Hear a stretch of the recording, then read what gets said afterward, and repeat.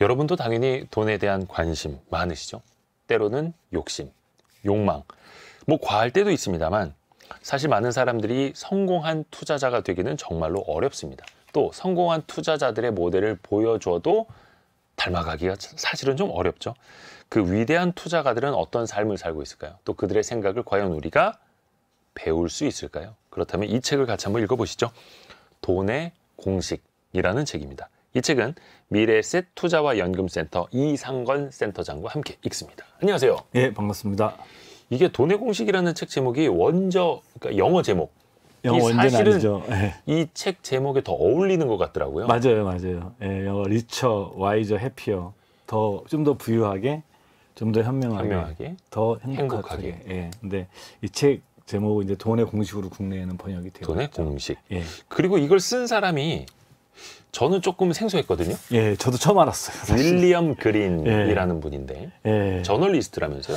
예, 그 국내에는 이분 책이 이제 처음 나왔는데 사실은 보니까 저도 이 책을 예전에 나왔었고 이번에 이제 개정판인데 다시 한번 검색을 해보니까 굉장히 사실은 이쪽 분야에서 투자 분야에서 유명한 저널리스트고요. 저는 개인적으로 굉장히 좋아하는 저널리스트가 그 천재들의 실패, 롱텀 캐피탈 매니지먼트 노벨상 수상자가 2명이나 있었음에도 불구하고 망한 회사. 예, 러시아 모라토리엄 때 망한 회사죠. 그걸 쓴 이제 로저 로웬스타인, 워렌 버핏 위대한 자본가의 탄생이라는 버핏 평론도 유명한 사람이고요. 그다음에 이제 최근에 가장 뭐 잘 나가는 저널리스트 출신 투자 칼럼니스트는 모건 하우젤이죠. 뭐 돈의 심리학 쓰고.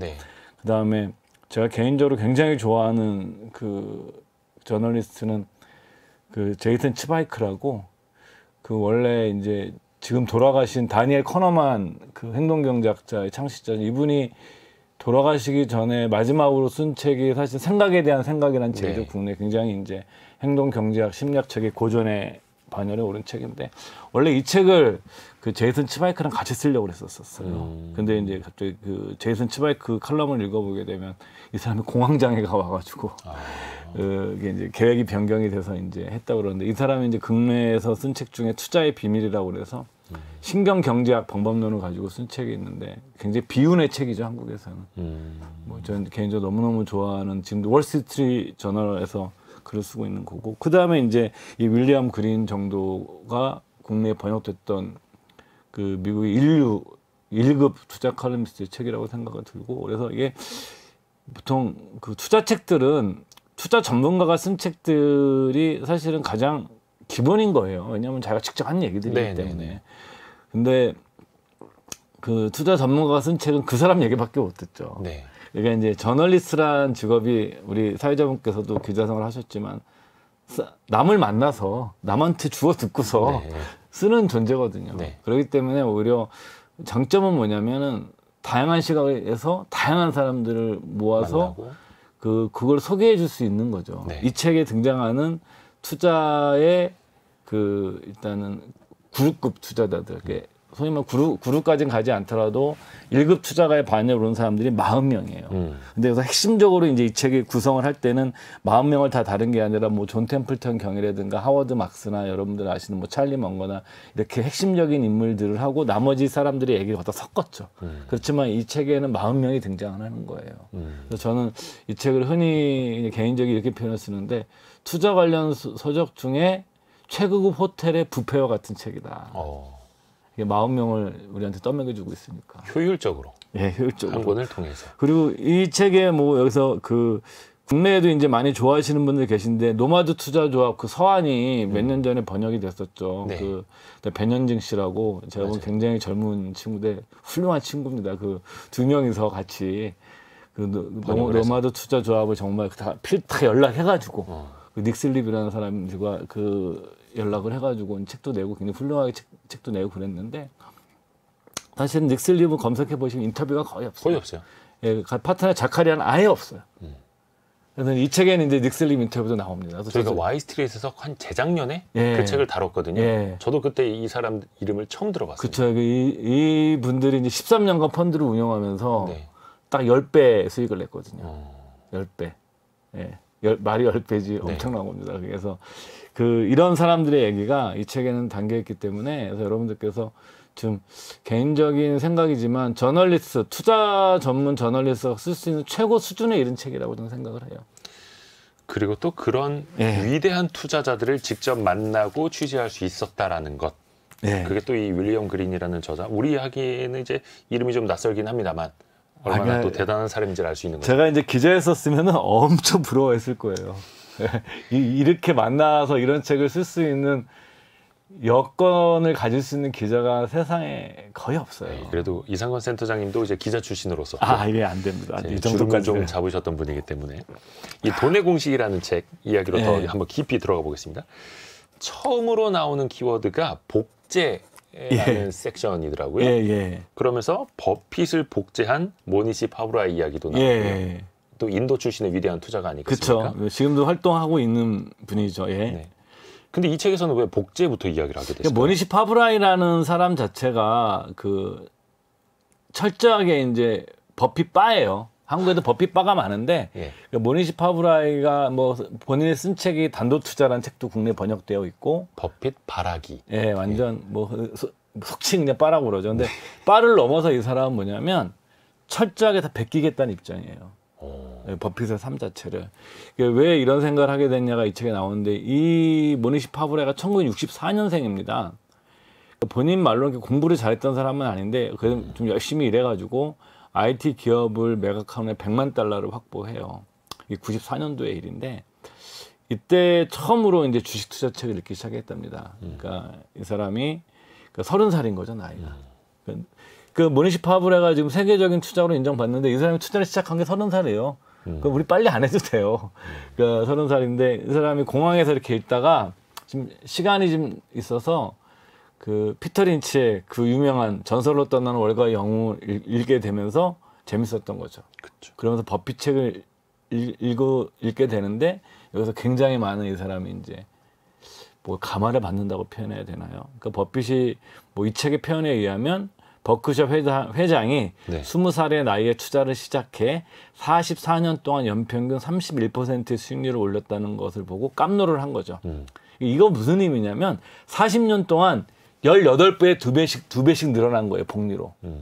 그러니까 여러분들 15%를 내가 연평균 내면 대략 5년에 한 번씩 내 돈이 2배가 돼요. 네. 여러분들이 만약에 2억이 있으신데 내가 15% 수익을 올리면 연평균 5년 뒤에 2배. 4억이 되겠죠. 네. 4억이 5년 뒤에 얼마 되죠? 8억이 되겠죠. 예. 그럼 15년 뒤면 16억이 되고요. 딱 20년 하면 여러분들은 노후 준비가 다 끝납니다. 근데 버핏은 이걸 뭐냐면 40년 동안 18번 한 거예요. 2배씩 18번. 네, 18번. 산술적으로. 네.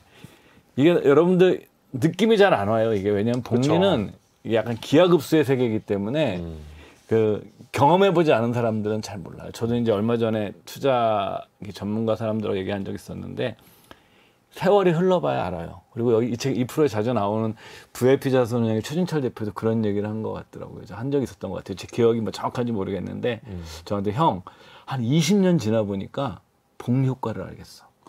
우리가 알던 거랑 느끼는 거랑 달랐어. 최준철 대표님이 회사가 요즘 잘 나가서 그런 거 아닙니까? 아니, 이거 요즘 이제 막 돈 엄청나게 들어오기 전 얘기예요. 네. 제가 몇 년 전에 들었던 얘기인데, 그리고 저도 이제 느끼는 게 한 20년이 좀 넘으니까, 복리가 이런 거였구라는 걸 체감해야 돼요. 그러니까 모니시 파브라이가 빨리 이해를 한 거죠. 그러면서 이 사람이 뭐냐면 그 생각을 한 거예요. 버핏이 이렇게 했는데 이 방식대로 내가 그걸 그대로 따라하면 내가 부자가 되겠다. 그리고 이 게임을 할 수 있겠다. 그래서 이제 모니시 파브라이가 100만 달러를 가지고 10억 달러로 불리는 30년 게임을 시작한다고 얘기합니다. 100만 달러도 사실 한 우리나라 돈으로 13억이니까 네. 작은 돈이 아닙니다만. 이거 이제 100억 달러로 해서 이제 30년 동안 게임을 하겠다. 복리 게임을 하겠다라는 거죠. 그래서 이렇게 어떤 투자에 접근하는 방법뿐만 아니라 버핏이 하루 일과를 보내는 방법까지도. 그리고 이제 약간 중심부에 떨어져서 한적한 곳에서 그렇죠. 하루 살아가는 방식까지. 그 다음에 버핏이 사람을 사귀는 방식. 뭐 대표적으로 이런 거잖아요. 나보다 나은 사람들을 주위에 채워라. 그러니까 버핏의 얘기를 읽어보면 버핏도 사람 때문에 힘들었던 적이 있었던 거예요. 그런 대목이 짧게 나와요. 책을 읽어보게 되면. 아무리 누구래도 좋을 수만 없겠죠, 인간관계가. 그래서 거기서 나보다 더 나은 사람으로 주위를 채우는 이런 것들을 그렇죠. 모니시 파이브라인은 철저히 본인 말로는 이제 복제한다고 그러고요. 뭐 다른 말로는 벤치마킹 하는 거죠. 그래서 이 결과를 해서 사실 모니시 파브라인은 2000년부터 2018년까지 이 책에 나오는데 그러니까 이제 헤지펀드를 1200%를 냈죠. 18년 동안. 근데 S&P 500는 160% 났고. 그걸 이제 뭐 엄청나게 많이 초과 수익을 낸 건데 이 사람이 그 얘기를 합니다. 저는 뻔뻔한 흉내쟁이입니다. 대놓고. 제 삶의 모든 것은 복제된 것입니다. 제게는 독창적인 아이디어가 하나도 없습니다. 나는 철저하게 버핏을 복제합니다.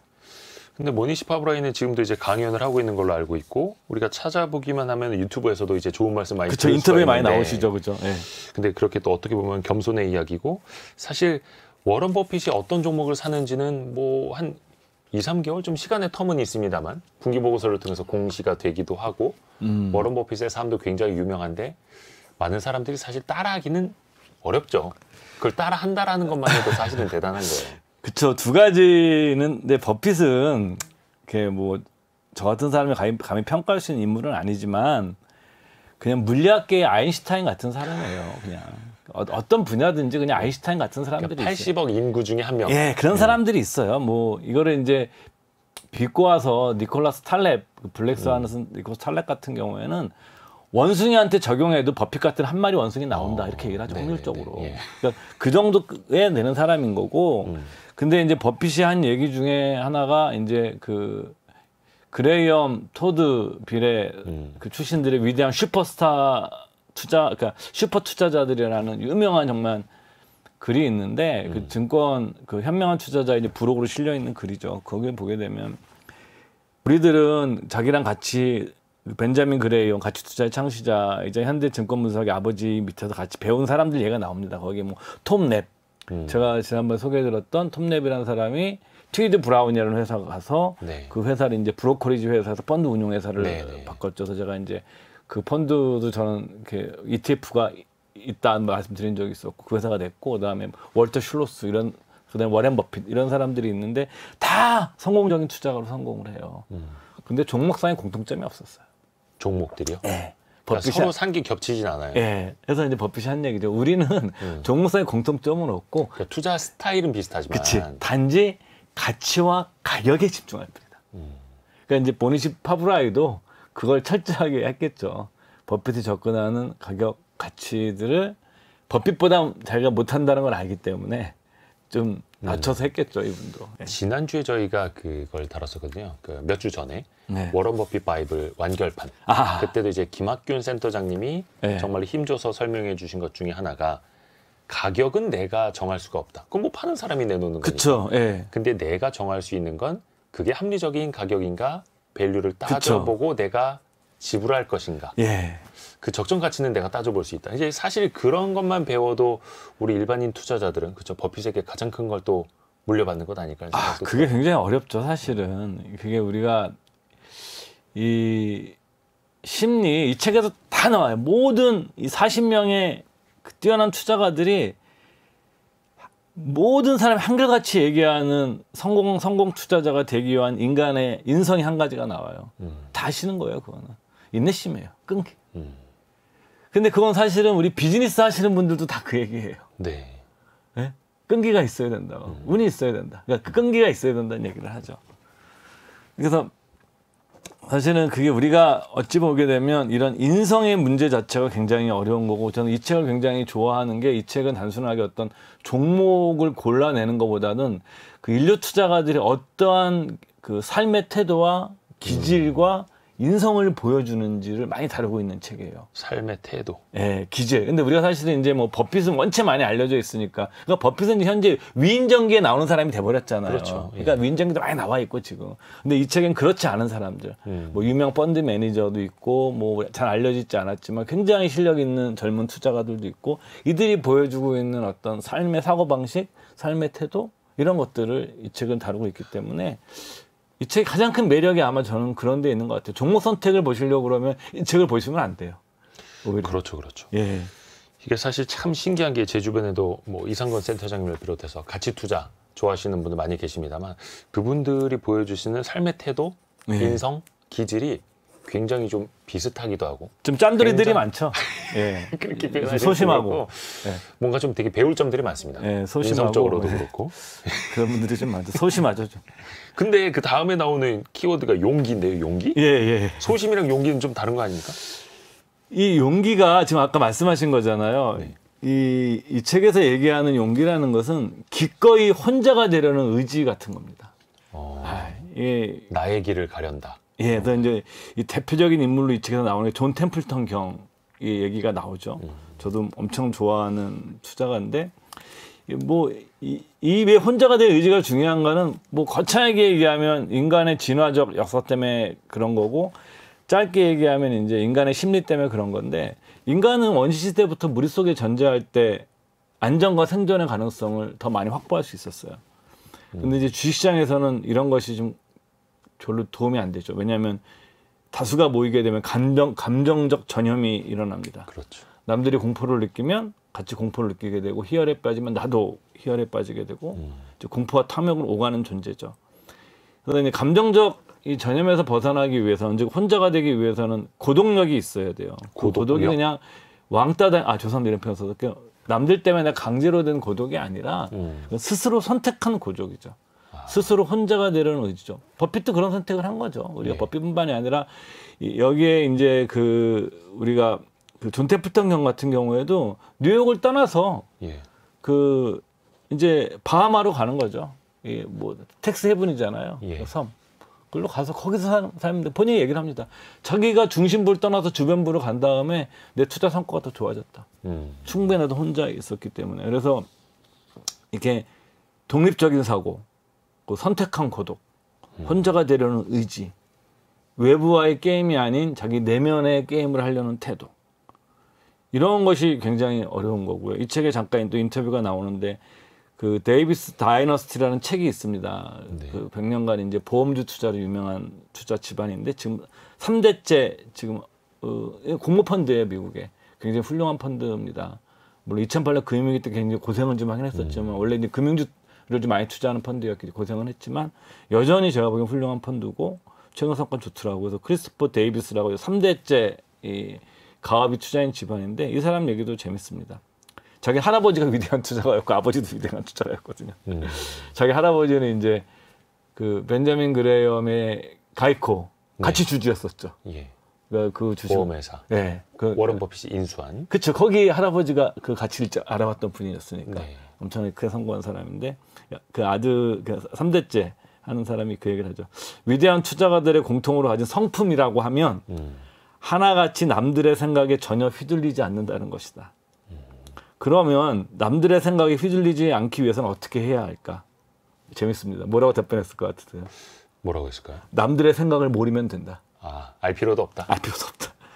남들의 생각에 신경 쓰지 않고 관심을 가지지 않는 일부터 시작해야 된다. 그런 훈련을 해야 된다. 그게 남들의 생각을 알 필요가 없다. 이게 사실 외로움이랑 고독은 다른 거라 하더라고요. 외로움은 이제 환경적으로 올 수도 있는데 고독은 내가 선택하는 거라고. 그렇죠. 투자자 역시 그게 또 필요하다라는 거고. 안 그러신 분도 계세요. 근데 이제 대체로 이렇게 같이 섞여서 일하시더라도 보통 혼자서 책 보는 거 좋아하고 혼자서 생각하는 거 좋아하고. 그래서 이제 여기 크리스토퍼 데이비스가 자기 아버지에 대한 얘기를 해요. 자기 아버지의 평소의 일상은 굉장히 외로웠다. 방에 앉아서 자료 읽고 생각하고. 그러니까 기질적으로 이런 게 안 맞는 사람들이 있어요. 근데 그게 밖에서 봤을 때 외로워 보인 거지. 그 사람은 그 방 안에 틀어박혀서 그것만 보는 게 좋았을 거 아니에요. 근데 왜 물어보거든요. 저도 제 주변에 그러시면 외롭다고 그래요. 근데 자기는 외로운 게 편하대요. 좋은 거죠. 근데 이런 사람들이 있어요. 항상 이렇게 어울려서 팀 플레이 해야 되고 어려서부터 이렇게 주장해야 되고 뭐 리더십 있고 이런 사람들은 의외로 또 사업가들이 많아요. 이 책에도 그게 나와요.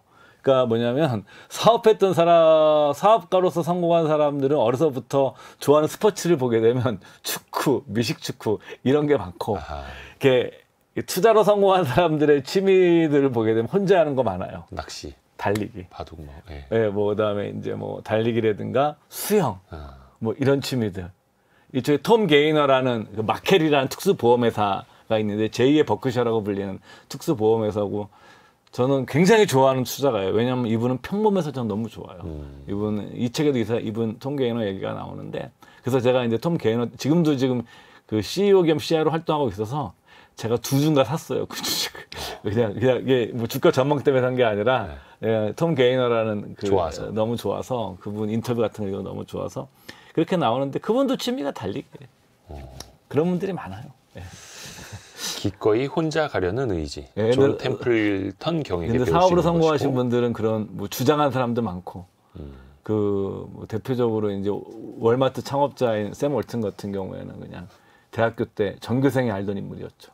하도 오지랖이 넓어가지고 이런 분들이 많죠. 제 고독한 투자자와 또 사업가는 기질적으로 다르고. 네, 많이 다르죠. 그러다 보니까 존 템플턴 경 같은 경우에는 그 가장 유명한 격언이 그거잖아요. 네. 시장에 피가 낭자할 때 사라. 네. 그게 당신의 피일지라도. 네, 맞습니다. 그러니까 뭔가 또 남들이 공포에 젖었을 때가 기회가 된다라는 거고. 근데 그 얘기는 하세요. 근데 그때 사는 게 사실 쉽지 않다. 아유, 네, 그 얘기는 꼭 합니다. 그럼요. 그만큼 또 어려우니까 또 소수가 예. 돈은 버는 걸 테고. 예.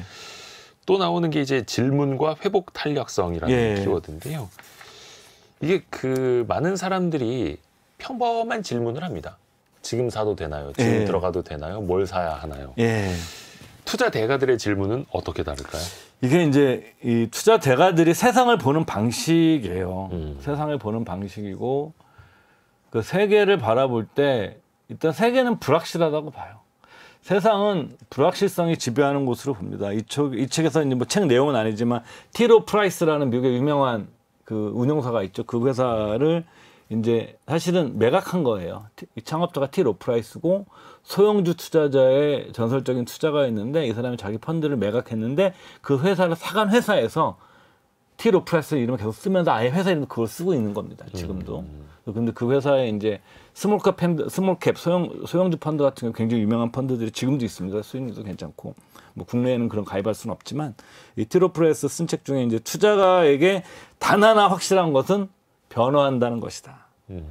확고한 것은 없기에 자신의 판단을 과대평가해서는 안 된다. 근데 인간이라는 존재가 과잉 확신을 하는 존재거든요. 그래야 더 생존에 유리하기 때문에. 이쪽에 이제 프랑스 투자가 이름이 나옵니다. 그 프랑스와 마리 보이칙이라는 그 메트로폴 자산운용을 설립한 인물인데, 네. 저도 잘 몰랐어요. 근데 국내에는 알려져 있지 않은데 검색을 해보면 꽤 유명한 투자가인 것 같아요. 그러니까 이 사람이 이제 인터뷰에서 그런 얘기를 하는 거죠. 저에게는 3가지 원칙이 있습니다. 의심하고 또 의심하는 겁니다. 왜? 불확실하기 때문에. 국내에서도 인기가 굉장히 많은 게, 이게 우리가 이제 그 로마 시대에 이제 가장 위대한 황제 중에 하나가 마르쿠스 아우렐리우스라고 그러죠. 네. 그 명상록을 쓴 그 사람은 이제 우리가 현자랍니다. 현자. 그 이제 투자업계의 현자, 철학적 현자라고 불리는 사람이 하워드 막스예요. 그러니까 국내에도 이분 책 좋아하시는 분들이 많고, 저도 물론 좋아하고. 종종 또 한국 언론과 인터뷰도 하시고. 인터뷰도 잘하시고, 예. 인터뷰도 하고, 그 유튜브 가면은 이분 인터뷰 너무 많아요. 그리고 최근에는 미국 주식 비싸다고, 예, 지금 약간 조심하라고 이제 글 써서 또 그 화제가 됐었죠. 네. 하워드 막스 메모라고 그래서. 이분도 그 얘기를 합니다. 미래를 예측하는 건 불가능하다. 그 사실을 일단 받아들여야 된다. 그러니까 확실한 걸 찾지 말라는 겁니다. 근데 많은 분들이 확실한 걸 찾죠. 어떤 걸 사야 돼. 지금 들어갈 때야. 그리고 상대방이 나한테 확실하게 얘기해 주는 걸 원하죠. 여러분들 뭐냐면, 역사적으로 가장 잔혹한 독재는 이 확언을 했던 사람들입니다. 뭐 무솔리니나 히틀러나 뭐 스탈린이나 이런 사람들이 뭐냐면, 인간의 그 내재된 본성에는 인간은 확언의 목소리를 듣고 싶어 하기 때문에. 좋아하죠. 예. 왜? 내가 어떤 생각을 복잡하게 하는 걸 인간들은 원하지 않아요.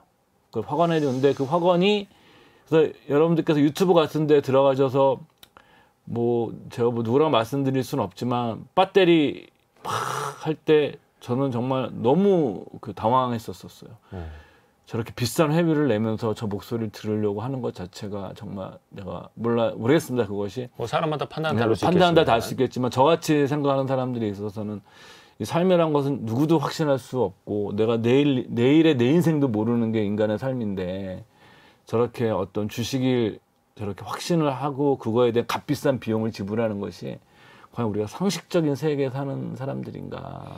근데 그만큼 사람들은 예. 확신에 찬 말을 듣고자 듣고 한다는 싶어 거죠. 하죠. 본능적으로. 예. 이게 그 유튜브 세상에서도요. 썸네일 쓸 때 뭐뭐 할 수 있습니다 쓰는 거랑 예. 뭐뭐 합니다.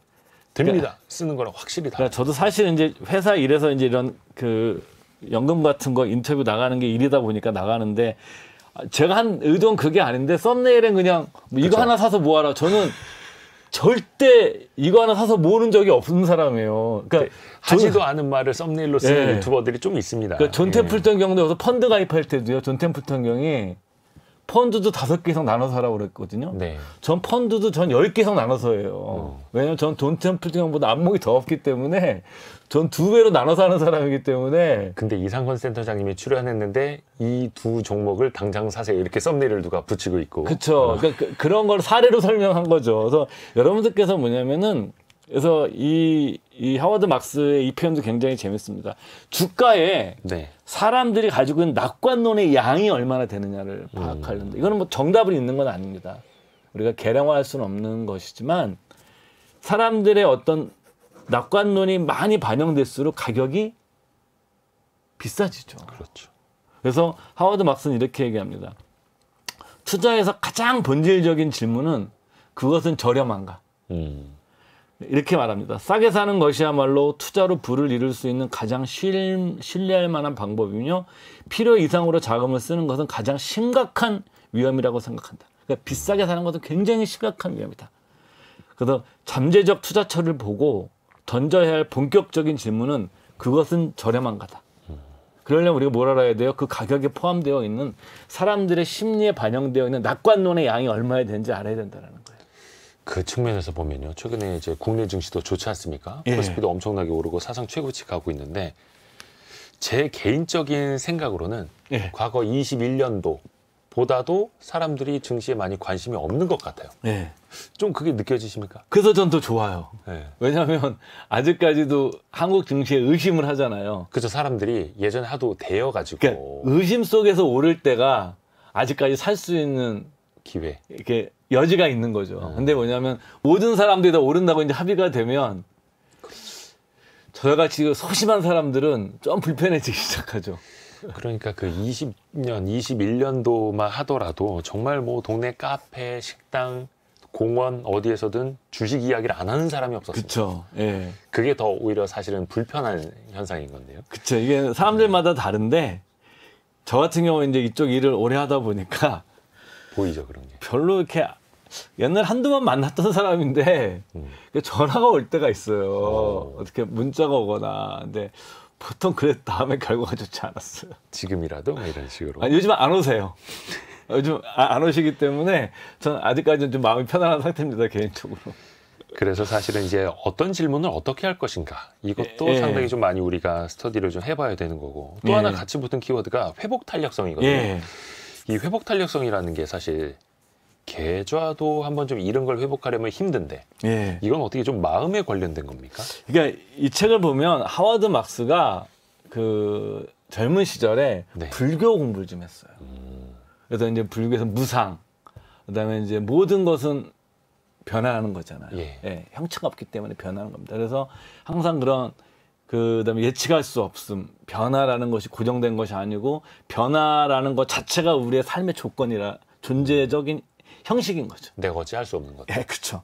그렇기 때문에 이 사람이 이제 우리가 투자해서 그 어떻게 보면 고통스러운 상황에 빠지지 않고 어려움에 처하더라도 빨리 회복되려고 그러면 어때야 되는데에 대한 조언을 하는데 아마 이걸 들으시면 굉장히 재미없다고 생각하실 거예요. 아, 또 너무 당연한 얘기. 또 예수님, 공자님, 부처님 말씀이네라고 하실 텐데 그건 제가 읽어드리는 게 좋을 것 같아요. 예측할 수 없는 것을 예측하려 하지 말고. 예, 내일 주가 오를 것 같습니까? 앞으로 조방호는 어떻게 될까요? 그쵸. 조선방사관. 예, 그러니까 예측할 수 없는 것을 예측하려 하지 말고 심각한 상태에서도 무너지지 않을 법한 심각한 상태가 오더라도 무너지지 않을 법한 뭐 주가가 크게 폭락하거나 이러더라도 그러니까 법한 취약하지 않은 포트폴리오와 취약하지 않은 삶을 구성하는데 집중해라. 요건 이제 부처님 말씀은 아니고 하워드 막스의 이야기. 그렇죠. 그러니까 최악의 경우가 오더라도 무너지지 않을 포트폴리오를 구축하고 취약하지 않은 자기 삶도 그런 식으로 구축을 해라. 내 인생도 마치 포트폴리오 구성하듯이. 그러면 어떻게 해야 되느냐? 이것도 또 부처님, 공자님, 부처님, 우리 뭐 마호메트 그 말씀 똑같아요. 성인 말씀인데. 과도한 부채와 레버리지를 피해라. 노다지의 꿈이 자신을 재앙의 가능성에 노출시키도록 주지 말라.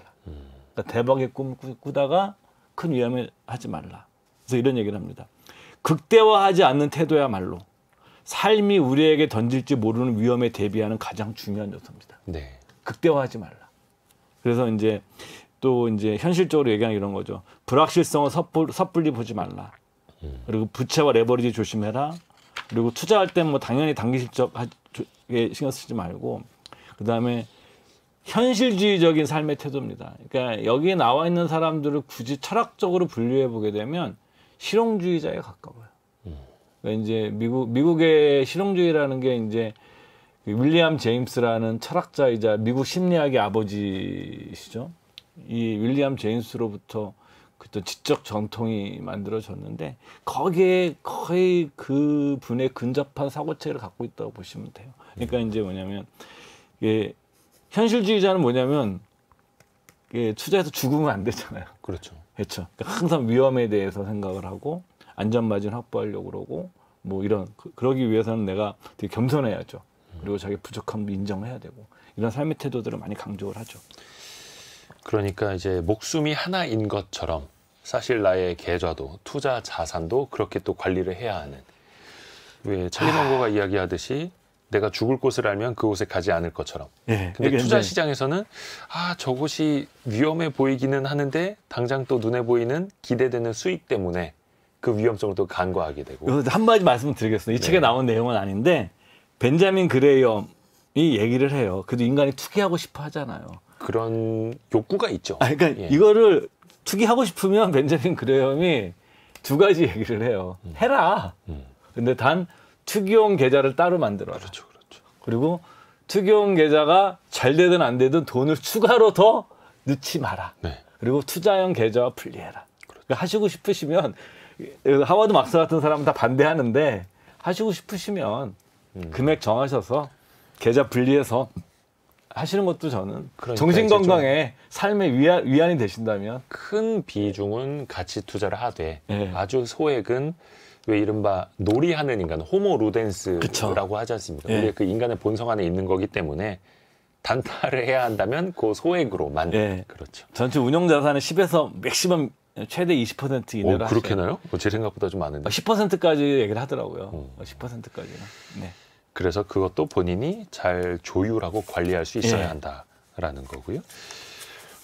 다음에 나오는 게 단순과 정보력이에요. 단순과 정보력. 어떻게 보면은 이게 좀 상충되는 언어일 수도 있을 텐데. 근데 특히 이제 현대 사회로 가면 갈수록 정보의 양이 정말 많아집니다. 요즘 뭐 유튜브만 봐도 이것저것 뭐 사라는 것도 많고 소개해 주는 것도 많고 선택지가 너무 많지 않습니까?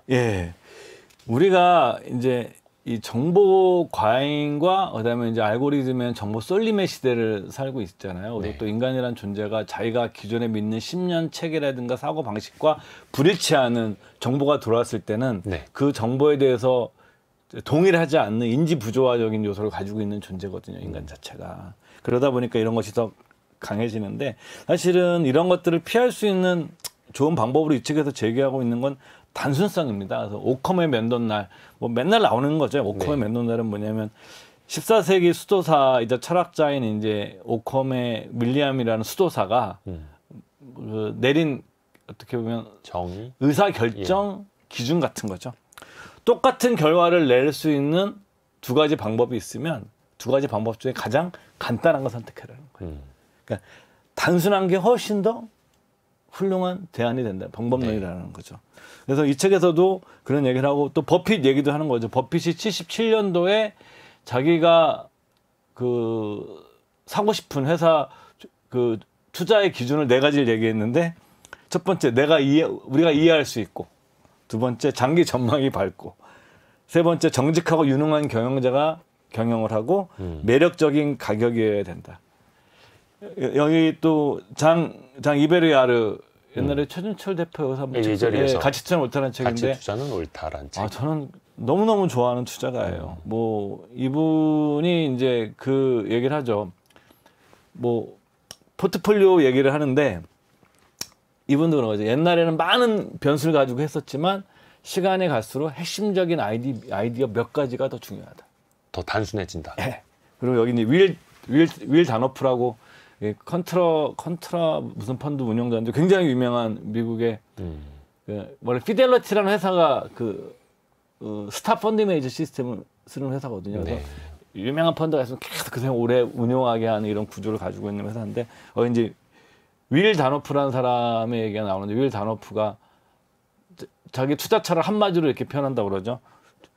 주식은 순이익을 따라간다. 순이익이 늘어나는 기업이 아니면 안 쳐다보겠다는 사람들이 결국엔 거죠. 실적이다. 예. 그래서 여러분들께서 뭐냐면은 자기가 하는 어떤 행동을 오커먼 맥도날드처럼 단순화시켜낼 수 있는 원칙을 갖고 있느냐 없느냐가 어떤 정보를 이렇게 걸러내는 거죠. 내가 일종의 걸음망처럼 이게 정보인지 소음인지 정확하지가 않잖아요. 그렇죠. 그럼 그 걸러낼 수 있는 걸 뭐가 있어야 돼요?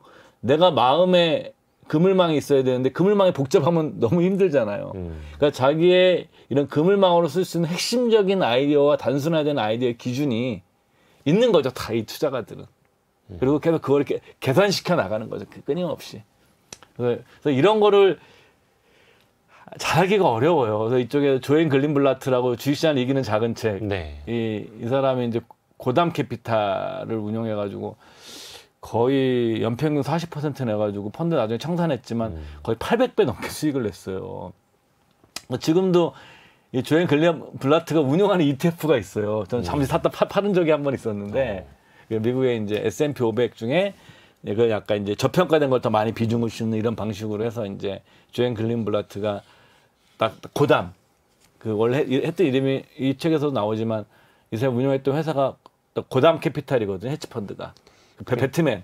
그러니까 조앤 그린블라트는 ROE, 그러니까 자기자본이익률이 높고 PER, 주가 수익 배율이 낮은 회사. 낮은 거꾸로 얘기하면 잘 버는데 이닝 월드 어닝 일드라고 그러나 그게 높은 회사. 네. 주식 수익률이 높은 회사. 그러니까 퍼가 낮은 회사. 반대로 그런 회사 두 가지를 가지고 이제 그 상위 1등부터 30등까지를 사고 매년 기계적으로 투자하면서 성과가 좋다라고 해서 그걸 마법 공식이라고 만든 분이죠. 근데 이분도 그 얘기는 해요. 마지막에는. 그래서 이렇게 그냥 직접 투자 개인이 잘할 수 있느냐, 기업 가치를 정확히 평가하는 것이 사실 굉장히 어렵다. 그럼요. 그래서 할 수 있는 사람이 자기가 보기엔 소수기 때문에 대다수는 안 하는 게 낫다. 그러면서 뭘 추천하겠어요? 가장 단순한, 세계에서 가장 단순한 투자 상품. 인덱스 펀드죠. 세계에서 가장, 그래서 그거를 이제 추천하는 거죠. 일종의 그 정량적으로 좀 걸러가지고 투자하는 방식으로, 일종의 이제 퀀트 방식이라고도 할 수 있겠습니다만, 조엘 그린블라트는 그런 식으로 이제 투자를 했던 사람이고, 장마리 이베이아르, 그리고 아까 윌 하노스요? 윌 다노프요. 다노프. 네. 생소한 이름들도 많이 나옵니다. 그러니까 이 책이 뭐냐면 핵심적인 인물은 8명인데 그 사이사이에 이렇게 우리가 이제 음식으로 얘기하면 메인이 있고 이게 뭐 이렇게 소스나 곁다리들이 있잖아요. 그러니까 곁다리도 세계적인 투자가들인데 원체 이제 센 사람들 한 7명이 쭉 있으니까 이렇게 계속 끼워 넣은 거예요. 같이 이렇게. 그래서 이제 제가 말씀드린 게 이 책 초반에 투자 관련서 중에서 굳이 비유를 하자면 최고급 호텔 뷔페와 같은 투자책이다. 라고 저는 표현을 하죠. 그 메인 디시는 8명, 사이드까지 하면 40명에. 근데 그 사이드가 만만치 않죠. 대단합니다. 그 사이드가 만만치 투자자들을 만날 수 있는 돈의 공식이라는 책을 같이 현재 읽어보고 있고요. 그러면 아까도 잠깐 이야기한 게 사실 그 매력적인 가격, 저렴한 가격에 잘 사는 게 워런 버핏의 투자 원칙 중에 하나이기도 한데 사실 그게 쉽진 않아요. 과연 이것을 단순화할 수 있을 것인가? 이건 좀 어렵지 않나요? 그러니까 이제 조앤 글렌블라트 얘기를 인용하죠. 뭐 제 얘기를 들을 수 있는 건 아니니까 이 책에서. 그러니까 뭐냐면 이런 거죠. 개별 주식을 고를 때 기업 분석을 하지 않고 주식을 사는 거는 불붙은 성냥으로 다이너마이트 공장에 뛰어가는 거와 똑같다. 근데 그게 잘하기가 어렵다. 그래서 조앤 글린블라트가 하는 얘기는 대다수는 이 시장에서 내가 성공할 수 있는 기질과 기술이 없기 때문에 그런 사람들은 인덱스 펀드 해야 된다고 얘기를 합니다. 그러니까 이게 인덱스 펀드라는 게 그냥 여러분도 단순하게 그냥 이게 괜히 나온 게 아니라 이 투자 대가들도 다 시장을 초과내는 수익을 낸 사람들임에도 불구하고 초과 수익을 내려고 그러면 초과 수익에 상응하는 것만큼의 무엇인가가 있어야 돼요. 근데 무엇인가가 많은 사람들이 갖기 어렵기 때문에 이런 것이 없는 사람들이라고 그러면 인덱스 펀드를 하라고 자꾸 얘기를 하는 거죠. 근데 저는 그렇게 생각해요. 근데 저희 같은 개인 투자자는 어떻게 해? 그럼 나는 인덱스 펀드 해야 돼, 뮤추얼 펀드에서 개별 종목 해야 돼, 그렇게 하거든요. 물어보거든요, 저한테. 네. 그럼 저 뭐라고 대답하겠어요? 뭐 개인 투자 다 하면 되죠. 왜 고민하세요? 왜 저희 인덱스도 하고요.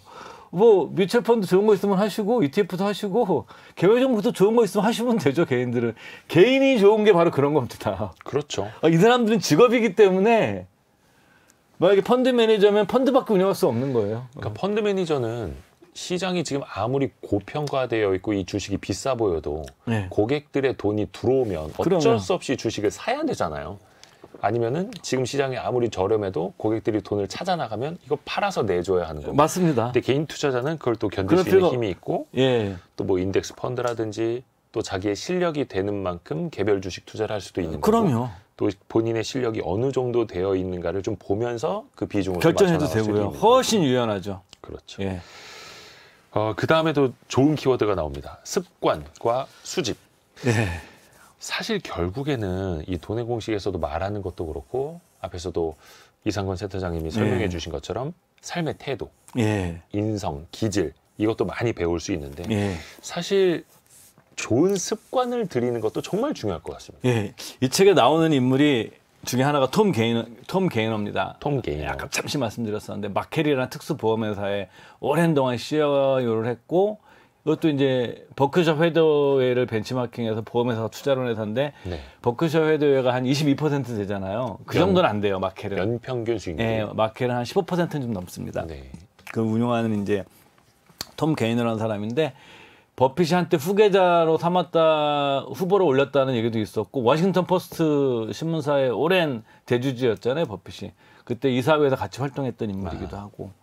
이 톰 게이너는 제가 읽으면서 굉장히 좋아하는 게 좀 평범해서.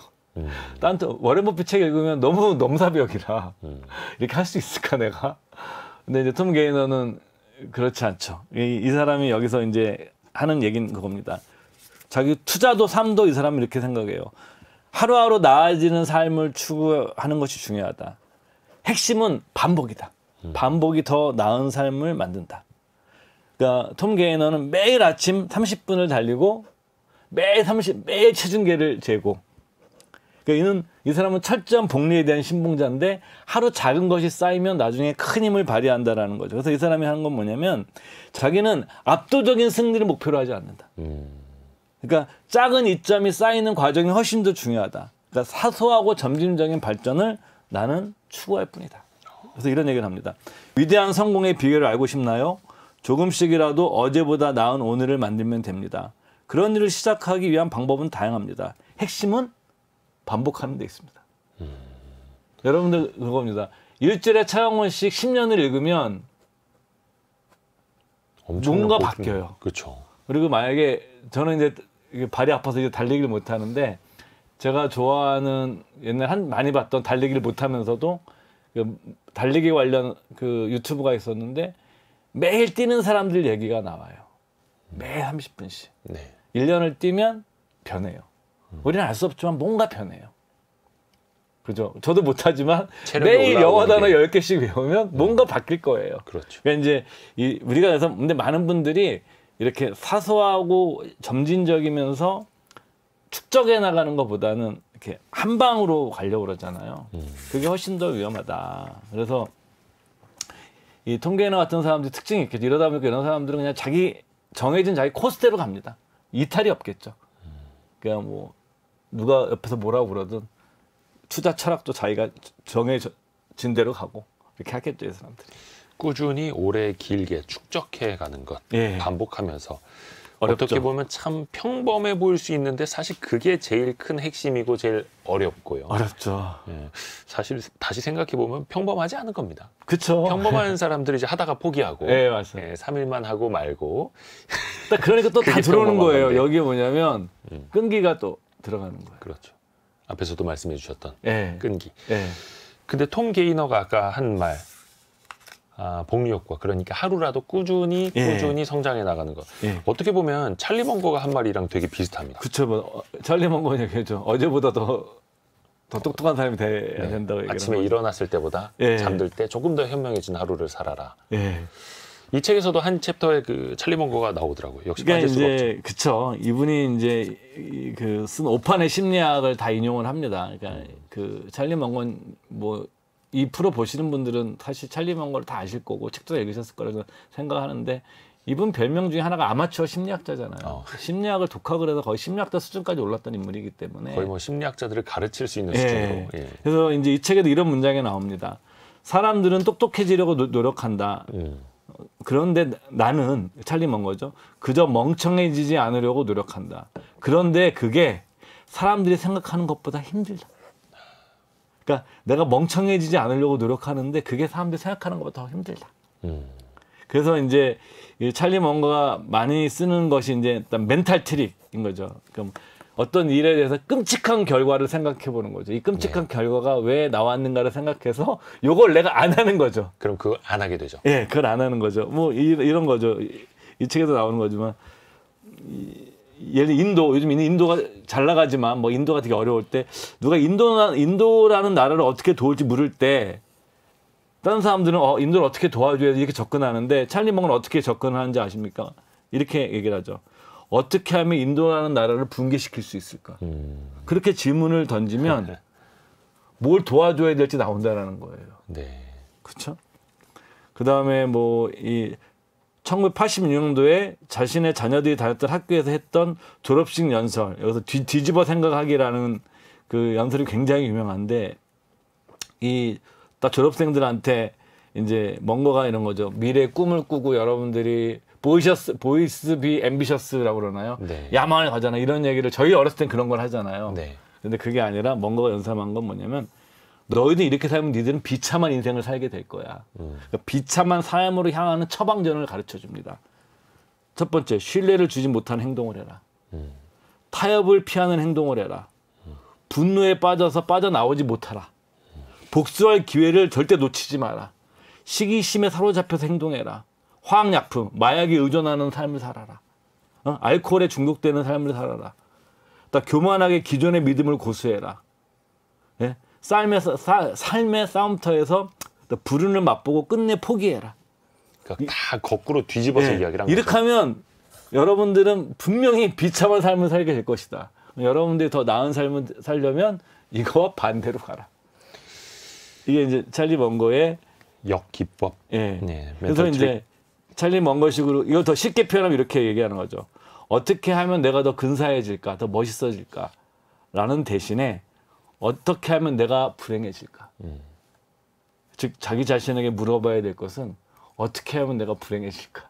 그 반대로 먼저 물어라. 그렇죠. 예. 사실 저는 지금까지 오토바이를 못 타거든요. 그게 저 어릴 적에 학교에서 선생님들이. 근데 오토바이 못하는 사람 많아요. 근데 이쪽 어릴 적에는 타보고 싶어 하잖아요. 고등학교 때. 저는 한 번도 없었는데. 잠깐. 그런데 선생님들이 그 오토바이 타다가 큰 사고 난 고등학생 선배들 이야기를 정말 많이 해주셨어요. 그러면. 그러니까 그 어린 나이에 그런 걸 또 시도하지 않게 됐고, 최근에 그 유튜브에서 보면 화제가 되는 영상이 있어요. 일본에서는요, 유치원이나 초등학교 학생들한테 끔찍한 교통사고가 나는 장면을 스턴트맨들이 연출을 해서 보여주는 거예요. 자전거 타고 갑자기 골목길 빠져나가다가 차에 치일 수 있는 확률, 어떤 상황인지를, 그러니까 아이들이 그 앞에서 정말 깜짝 놀라면서 배우는 거죠. 그렇죠, 그렇죠. 저렇게 하면 안 되는구나. 그래서 그거를 이제 국내에 도입해야 된다는 이제 댓글도 있습니다만 좀 극단적이긴 합니다. 이게 전형적인 찰리 먼거식 접근 방법이죠. 아주 전형적인. 예. 근데 그렇게 딱 보고 배우면 확실히 그 길은 피하게 될 것 같아요. 네, 특히 맞습니다. 왜 투자 같은 경우에도 왜 단타 열심히 하고 뭐 레버리지 많이 쓰고 한탕으로 예. 성공하는 사람들의 이야기가 가끔 나오는 거 보면 걱정이 됩니다. 예. 우리가 예전에 뭐 KBS에서도 했고 그런 그 투기꾼들의 좀 말로를 좀 보여주는 그런 다큐멘터리. 사실은 그걸 통해서 배울 수 있는 게 더 많지 않을까 싶기도 하고요. 그러니까 이제 우리가 인류 투자가들의 사고법은 성공을 지향하지 않아요. 실패를 피하는 걸 지향을 하는 거지. 그렇게 안전하게 오래. 이렇게 그래서 뭐냐면 장기 지속성이 더 중요한 거예요. 장기 지속성을 내가 담보해야만 그 초반에 모니시 파브라이 얘기했던 것처럼 복리 효과를 극대화할 수 있거든요. 네. 그러니까 인류 투자가들은 장기적으로 복리 효과를 극대화하는 걸 목표로 해요. 제일 정확한 표현은 투자의 목표에 대해서는 뭐 이 책에서 나오지만 존 템플턴 경이 정의한 거예요. 투자의 목표란 세후 복리 수익률의 극대화다라는 거예요. 그러니까 세후 복리 수익률의 극대화가 되려면 중간에 죽으면 안 돼요. 그리고 치명타를 입으면 안 돼요. 그럼 어떻게? 그런 치명타를 입지 않으려고 그러면 어때야 됩니까? 예, 당연히 최악의 상황에 가지 않는게끔 위험 관리를 하는 것이 제일 중요한 거예요. 그렇죠, 그렇죠. 예, 크게 죽지 않아야 되거든요. 근데 항상 사람들은 리스크를 계산하기보다는 그쵸. 항상 이제 왜 업사이드, 상승률에 그럼요. 올라갈 부분만 보이기는 하는데 그럼요. 다시 한번 뒤집어서 생각해 볼 필요가 있다는 거. 그 인간이라는 게 뭐 제가 깊이 있게 모르지만 뭐 신경경제학 책 같은 거 보게 되면 인간은 기대 심리가 있을 때 가장 행복감을 느껴요. 실제로 그 실현됐을 때 행복감을 느끼는 게 아니에요. 그렇기 때문에 이 복권이라든가 이 투기적인 행동들이 기대감이 높을 때 그들을 잘 못 설득하는 거예요. 자기가 굉장히 고조돼 있거든요, 감정적으로. 복권 추첨하기 직전까지가 제일 행복해요. 예. 어차피 꽝 되더라도 그 기분을 또 찾아가는 거죠. 예. 근데 그 감정 상태가 이 마약 중독과 거의 비슷하다고 얘기를 합니다. 그러니까 예. 그 마약 중독이라는 얘기 아니에요. 오해하지 마시고요. 예. 그런 경향을 보인다고 얘기를 하는 거죠. 오늘은 돈의 공식이라는 책. 사실은 이 안에서 40명의 위대한 투자자들의 삶을 간접적으로 우리가 볼 수 있는 그 내용인데요. 이 책을 관통하는 핵심 구절, 이거는 이상건 센터장님께 직접 낭독을 좀 부탁드리겠습니다. 뭐 저한테도 하는 얘기입니다. 모든 게 확률이다. 확실한 것은 없다. 명료합니다. 예. 모든 것은 확률일 뿐이고 확실한 것은 아무것도 없습니다. 그러니까 그래서 우리가 이제 회의론적 사고, 확률론적 사고를 투자자들의 사고방식에서 굉장히 중요하게 생각하는 것이고, 내가 이런 것들을 잘 못하시는 분들은 제가 늘 말씀드리지만 뭐 좋은 펀드나 인덱스에 적립식 하시는 거예요. 적립식을 하시면 내가 고민할 거 없거든요. 예. 그래서 여러분들께서 이런 확률적으로 세상을 바라보려는 노력이 좀 필요하고, 또 요즘같이 정보가 과잉이 되면서 그 과잉 정보를 그러니까 발신하는 사람들이 지나치게 잘못된 확신을 자기 사적인 목적을 달성하기 위해서 판매하고 있거든요. 실질적으로. 그러니까 사실은 투자의 세계에서 어떤 확신을 파는 것은 제 생각엔 거대한 지적인 사기에 가깝습니다. 예? 그냥 우리가 실제로 범죄자만 하는 것이 아니라 합법의 형식을 취하고 있지만 이 불확실성의 세계를 확실한 세계처럼 포장하는. 파는 것은 그거는 일종의 지적 사기라고 저는 생각을 하거든요. 그게 뭐 불법은 아니지만. 그래서 네. 저도 이제 투자 시장에 또 오래 있다 보니까 이거 확실해. 네. 내 말만 믿어. 이거 확실하다니까 라고 막 강조하시는 분들 보면은 네. 오히려 나중에 더 멀리하게 되더라고요. 그쵸. 예. 세상에 확실한 거는 확실한 것이 없다라는 사실뿐이다. 이런 말이에요. 예. 그래서 제가 이제 굉장히 좋아하는 말 중에 하나가 이제 그 80년대, 70년대 대학 다니신 분들이 하는 거, 칼 포퍼라고 영국의 과학 철학자인데, 이 사람이 한 유명한 얘기가 있죠. 반증 가능하지 않은 것은, 반증 가능성을 열어두지 않은 것은 과학이 아니다. 과학이 아니다. 그러니까 반증을 못하게끔 상대방이 하는 것은 그건 이데올로기나 종교지, 그거는 과학이나 과학이 아니에요. 투자도 아닙니다. 그래서 여기서도 치명적인 실수를 막는 중요한 방법으로 나오는 것 중에 하나가 다른 의견을 들으라는 겁니다. 그래서 어떤 회사가, 미국의 인류 투자 회사 같은 경우, 우리나라도 그런 회사가 있다고 들었는데, 또 종목을 하잖아요. 종목이 만장일치가 되면 그 종목 오히려 안 삽니다. 근데 예. 오늘 다룬 책의 제목이 돈의 공식인데요. 예. 공식. 예. 그러니까 이거는 한국의 출판사가 쓴 제목. 원전은 리처, 와이저, 해피어. 조금 더 부유하게, 더 현명하게, 더 행복하게. 조금 더 나은 삶. 그렇습니다. 그래서 또 책 한 권은 조금 더 나은 삶을 또 우리에게 선물을 해주는 거죠. 오늘 별책부록도 유익했습니다. 윌리엄 그린이 쓴 돈의 공식이라는 책을 미래에셋투자와 연금센터 이상건 센터장과 함께 읽어봤습니다. 고맙습니다. 예, 감사합니다. 감사합니다.